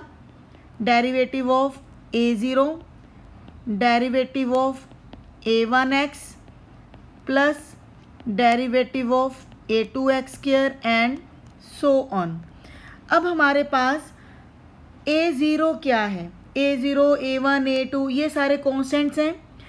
तो पहली टर्म, क्योंकि a0 एक कॉन्स्टेंट है तो उसका डेरिवेटिव 0 हो जाएगा। प्लस अब हमारे पास सेकंड है a1x, इसका डेरिवेटिव क्या होगा? यहाँ हम अप्लाई कर सकते हैं u इंटू v मैथड। तो पहले हम इसको भी सॉल्व कर लेते हैं।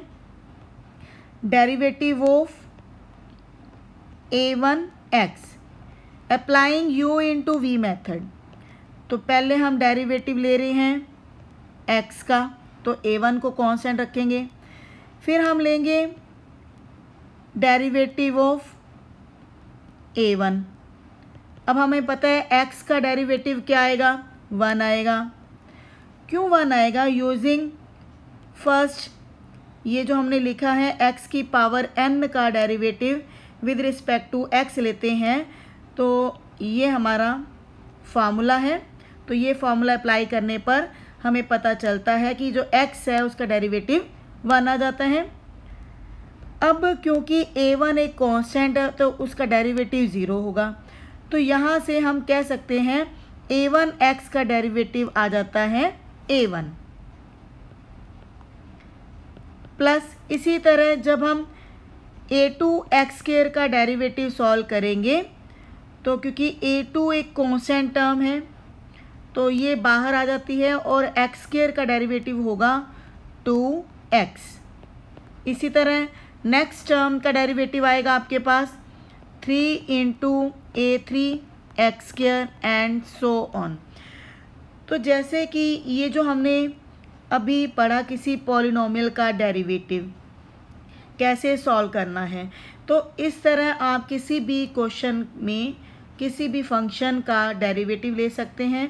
फंक्शन अगर पॉलिनोमियल है तो उसका डेरिवेटिव आप इजीली सॉल्व कर सकते हैं। यहाँ से हमारे पास एक इम्पॉर्टेंट रिजल्ट भी निकल कर आ रहा है, वो ये रिजल्ट है कि अगर हम डेरिवेटिव लेना चाहते हैं k into x raise to power n, तो उसको लिखा जा सकता है k into derivative of x raise to power n। हाँ जी, ये दो चार हमारे कुछ बेसिक मेथड्स थे जिससे हमने सीखा कि किसी पॉलिनोमियल का डेरिवेटिव कैसे सॉल्व करना है। तो इनकी हेल्प से अब हम कुछ एग्जांपल्स को सॉल्व करने जा रहे हैं ताकि जो डेरिवेटिव का कंसेप्ट है वो आपको और क्लियर हो सके। What is the first example? Find the derivative of 2x minus 3/4। तो यहाँ हमारा जो फंक्शन है एक लीनियर पॉलिनोमियल है 2x माइनस 3/4। तो इस क्वेश्चन में भी हम जब डेरिवेटिव लेंगे तो हर टर्म का अलग अलग डेरिवेटिव ले सकते हैं। तो पहली टर्म क्या है 2x, तो 2 इंटू, अब x का derivative with respect to x लेना है तो वो उसकी वैल्यू क्या आएगी 1 आ जाएगी। माइनस में डेरिवेटिव ऑफ 3/4, अब 3/4 क्या है, this is the constant term, तो कांस्टेंट वैल्यू का डेरिवेटिव क्या होगा 0 होगा क्योंकि उसके अंदर x ही नहीं है। जब x नहीं है तो उसका डेरिवेटिव 0 आएगा and it will be equal to 2 minus 0 is equal to 2। हाँ जी, थर्ड एग्जाम्पल के अंदर मैं u into V method apply कर रही हूँ। तो यहाँ हमारा u क्या है x raise to power -3, v क्या है 5 + 3x। तो पहले हम u इंटू वी मेथड को डिस्कस करते हैं, उसका डेरिवेटिव लेना है तो वो कैसे लिया जाएगा। It will be equal to u into derivative of v plus v into derivative of u। तो ये मेथड जब हम इस क्वेश्चन के अंदर अप्लाई करेंगे तो हमारे पास डेरिवेटिव क्या आएगा देखते हैं। ये हमारे पास दो फैक्टर्स हैं u इंटू वी की फॉर्म में।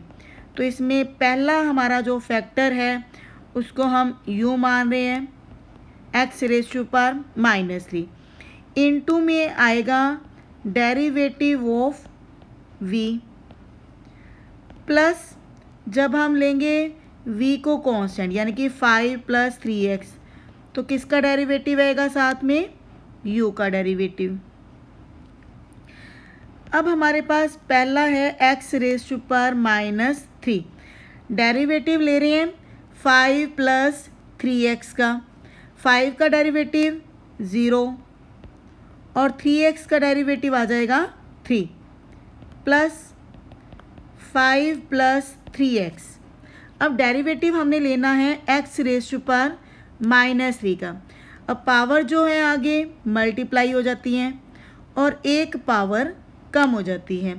-3 - 1 इट विल गिव यू -4। तो आगे आप सिंप्लीफाई करेंगे तो क्या आएगा 3 into x raise to power -3 minus, अब ये जो -3 into x raise to power -4 है इसको आप अंदर मल्टीप्लाई कर सकते हैं 5 + 3x के साथ। तो ये टर्म्स आएंगे हमारे पास -15 x raise to power -4 -9 into x raise to power -3। तो -3 वाली टर्म्स को हम कलेक्ट कर सकते हैं।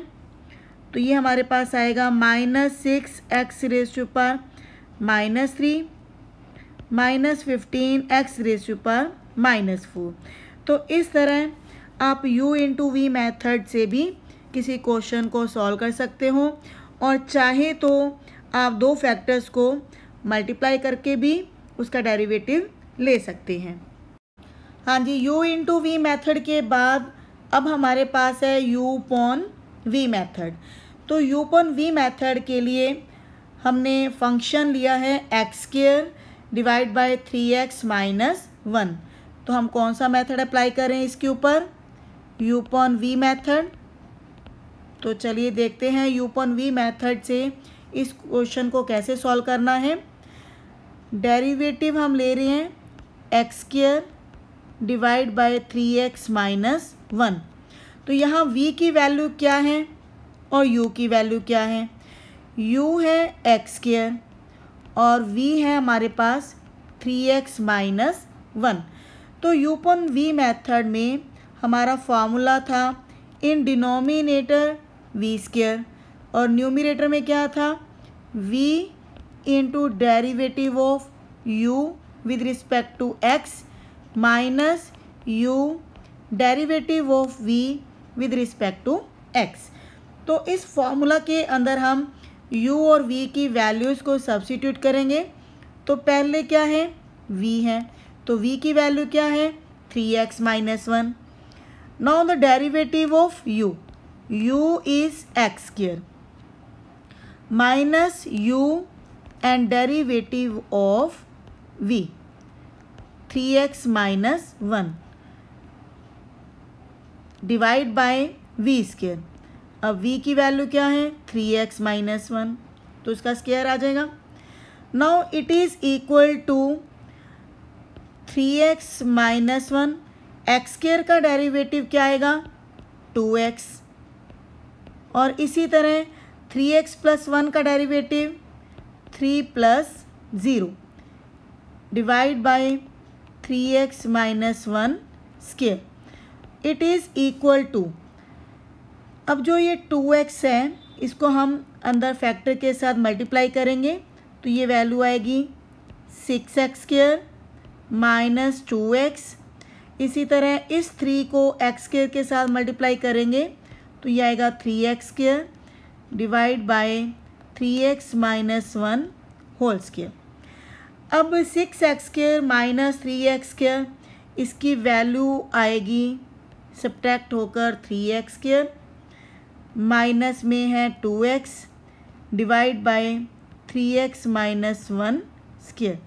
तो इस तरह आपने देखा कि इस क्वेश्चन के अंदर जब हमने u upon v method apply किया तो इस मेथड से फंक्शन का डेरिवेटिव कैसे सॉल्व किया गया। तो क्वेश्चन काफ़ी आसान था, u अपॉन v मेथड भी काफ़ी आसान है। जस्ट हमने ये फॉर्मूला याद रखना है और उसके अंदर हमने u और v की वैल्यूज़ को सब्स्टिट्यूट करना है। अभी हमने जो ये डेरिवेटिव्स पढ़े हैं वो फंक्शंस या तो पॉलिनोमियल थे या फिर नॉन ट्रिग्नोमेट्रिक फंक्शंस थे। तो अब हम पढ़ेंगे ट्रिग्नोमेट्रिक फंक्शंस के डेरिवेटिव्स कैसे सॉल्व किए जाते हैं। पहले हम थोड़ा सा रिव्यू ले लेते हैं कि किसी फंक्शन का डेरिवेटिव यूजिंग फर्स्ट प्रिंसिपल वो क्या था। हमने सीखा था कि f डैश x का फॉर्मूला होता है limit h tend to 0 for f(x plus h minus f(x) divide by h। तो इस फॉर्मूला की हेल्प से किसी ट्रिग्नोमेट्रिक फंक्शन के डेरिवेटिव को कैसे सॉल्व करना है, तो देखिए ट्रिग्नोमेट्रिक फंक्शंस के डेरिवेटिव्स क्या होते हैं। तो उनमें सबसे पहले हम सॉल्व करेंगे साइन x का डेरिवेटिव। तो यहाँ पर हम फंक्शन मान लेते हैं let f(x) is equal to sine x। तो किसी फंक्शन का डेरिवेटिव यूजिंग फर्स्ट प्रिंसिपल क्या होता है? Limit h tend to 0 for f(x plus h minus f(x) divide by h। तो यहाँ हम f(x) की वैल्यू साइन x रिप्लेस करेंगे तो लिमिट क्या बन जाएगी? Limit h tend to 0 for sine x plus h minus sine x divide by h। अब क्योंकि जब हम h की वैल्यू 0 रिप्लेस करेंगे तो ये लिमिट की वैल्यू क्या आएगी? 0/0। तो यानी कि ये हमारे पास 0/0 फॉर्म बन रही है, तो इसीलिए डायरेक्ट सब्स्टिट्यूशन मेथड हम अप्लाई नहीं कर सकते। तो न्यूमरेटर को कैसे सॉल्व किया जाए? तो न्यूमरेटर में आप क्या देख रहे हैं? ये कुछ इस तरह से टर्म्स बन रही है sine c minus sine d। तो इसका फॉर्मूला हमने 11th स्टैंडर्ड में ही ट्रिग्नोमेट्री के अंदर पढ़ा, that is 2 cos c plus d/2 into sine c minus d/2। तो ये फॉर्मूला हम यहाँ अप्लाई करेंगे तो क्या बनेगा, limit h tend to 0 for 2 cos। अब c की वैल्यू क्या है, x प्लस h, और d की वैल्यू क्या है, x है। तो c और d को जब हम ऐड करते हैं तो हमारे पास ये टर्म बनेगी 2x प्लस h/2। और जब हम लेंगे साइन c माइनस d/2 तो c और d इन दोनों को सब्ट्रैक्ट करना है, तो x plus h minus x, ये वैल्यू हमारे पास क्या रह जाएगी, सिर्फ h रह जाएगी। तो इसीलिए साइन के एंगल में क्या आएगा, h/2, और डिनोमिनेटर में हमारे पास ऑलरेडी क्या है, h है। अब देखिए इस लिमिट को हम ध्यान से देखेंगे। लिमिट के अंदर जो फंक्शन है, कोस के अंदर जब हम h की वैल्यू 0 रिप्लेस करते हैं तब हमें कोई भी प्रॉब्लम नहीं आती, लेकिन जब हम साइन के अंदर रिप्लेस करेंगे तो वो वैल्यू बन जाती है 0, और डिनोमिनेटर में भी 0 है, तो ये है 0/0 फॉर्म। तो यहाँ हम क्या करेंगे, लिमिट को सेपरेट कर रहे हैं, कोस के साथ हम सेपरेट करेंगे 2x प्लस h/2, और जो सेकंड लिमिट है हमारी वो बन जाएगी साइन h/2 के साथ अलग। अब इसके डिनोमिनेटर में भी हम h/2 बना लेते हैं। अब क्योंकि स्टार्टिंग में हमारे पास ये 2 पड़ा था जिसको हमने h के डिनोमिनेटर में रख लिया, अब ये फॉर्म बन रही है साइन θ/θ। और अगर लिमिट भी θ टेंस टू 0 होती है तो उसकी वैल्यू हम ले लेते हैं 1। ये हम लिमिट्स के अंदर हमने इसको डिस्कस किया था। तो यानी कि जो लिमिट है वो हमारे पास तो h टेंड टू 0 है। अब थीटा क्या है, h/2, तो हम इसको h/2 टेंड्स टू 0 भी लिख सकते हैं। तो लिमिट को हम चेंज कर रहे हैं, h/2 टेंड्स टू 0। अब लिमिट भी वही बन गई, साइन θ/θ फॉर्म भी आ गई, तो उसकी लिमिट की वैल्यू क्या आ जाएगी, 1 आ जाएगी। और हमारा जो फर्स्ट है cos 2x प्लस h/2, इसके अंदर भी हम जो लिमिट है h टेंड टू 0 वो ले लेते हैं, तो ये आएगा cos 2x divide by 2 into 1, और फाइनली ये हमारे पास रिज़ल्ट आ जाता है cos x। तो इस तरह आपने देखा कि साइन का जो डेरिवेटिव है विद रिस्पेक्ट टू x वो क्या आ रहा है, cos x आ रहा है। तो चलिए इसके बाद हम नेक्स्ट ट्रिग्नोमेट्रिक फंक्शन लेते हैं और उसका डेरिवेटिव भी देखते हैं क्या आएगा। इस तरह साइन का डेरिवेटिव आपने क्या देखा, cos x, और इसी तरह आप फर्स्ट प्रिंसिपल से tan का डेरिवेटिव प्रूव कर सकते हैं equal to second square x। अब साइन x और tan x की तरह ही cos x और cot x के डेरिवेटिव्स होते हैं। जैसे साइन x का डेरिवेटिव होता है cos x, तो cos x का डेरिवेटिव होता है माइनस ऑफ साइन x। तो जिस तरह tan x का डेरिवेटिव होता है सेकेंड स्क्वायर x, तो cot x का डेरिवेटिव होता है minus of cosecant square x। इसी तरह हम सेकेंड x का डेरिवेटिव प्रूव कर सकते हैं सेकेंड इंटू tan। तो सेकेंड के डेरिवेटिव की तरह ही कोसेकेंड x का डेरिवेटिव होगा, वो क्या होगा, minus cosecant into coat x। तो यहाँ आप क्या देख रहे हैं कि एक जैसे ट्रिग्नोमेट्रिक फंक्शंस हैं।